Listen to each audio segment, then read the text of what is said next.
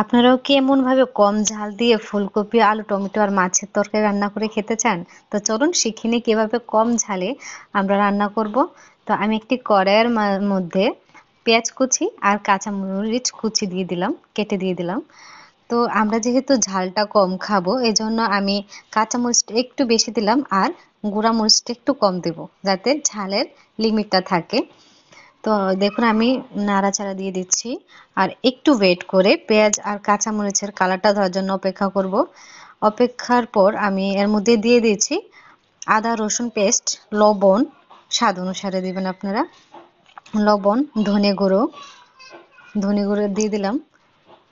তারপর দিয়ে দিচ্ছি জিরা গুঁড়ো অল্প করে। এরপর দিয়ে দিলাম মরিচের গুঁড়ো। যেহেতু ঝালটা কম রাখবো এজন্য মরিচটা আমরা একটু কম দেব, যাতে ঝালের লিমিটটা থাকে, যেহেতু কাঁচামরিচ দিয়েছি। এরপর দিয়ে দেবো হলুদ দিয়ে আমি এগুলিকে আবারও নেড়ে চেড়ে দেবো। নেড়ে চেড়ে দিয়ে মশলাটা কষানোর অপেক্ষা করব।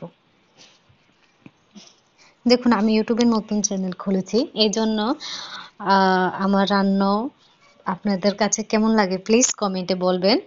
আর আমি প্রথমবার ফুলকপি, আলু, টমেটো দিয়ে মাছ দিয়ে রান্না করলাম। তো এই রেসিপিটা আপনাদের কাছে কেমন লাগলো প্লিজ জানাবেন।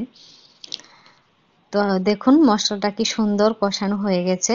এখন আমি এর মধ্যে কেটে রাখা ফুলকপি দিয়ে দেব, কেটে ধুয়ে রেখেছিলাম। তো এগুলো আমি এখন মশলার মধ্যে দিয়ে দেব। দেখুন মশলাটা খুব সুন্দরভাবে তেল ছেড়েছে, মানে কষানো হয়ে গেছে।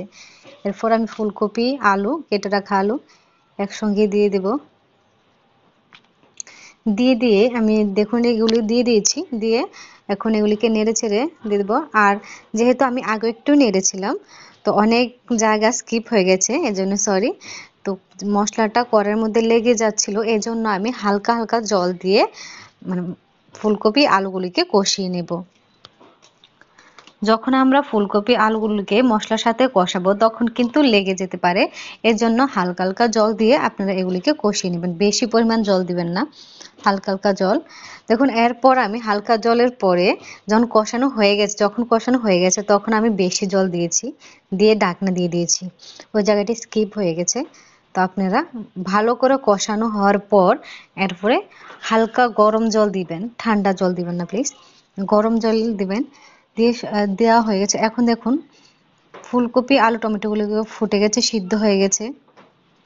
এখন আমি এর মধ্যে মাছের টুকরোগুলিকে দিয়ে দেব। মাছের টুকরোগুলিকে দিয়ে দিয়েছি। আমার ফুলকপি, আলু, টমেটোর মাছ রান্না অলরেডি ডান হয়ে গেছে। এরপর আমি একটা থালের মধ্যে পরিবেশন করে নেব। দেখুন আমার ফুলকপি মাছ রান্না শেষ হয়ে গেছে, আমি মাছ দিয়ে দিচ্ছি। এখন আমি ভাতের সাথে ফুলকপি মাছ আর সাথে একটা ভুনা রেখেছি, তো এগুলিকে পরিবেশন করলাম। আপনাদের কেমন লাগলো?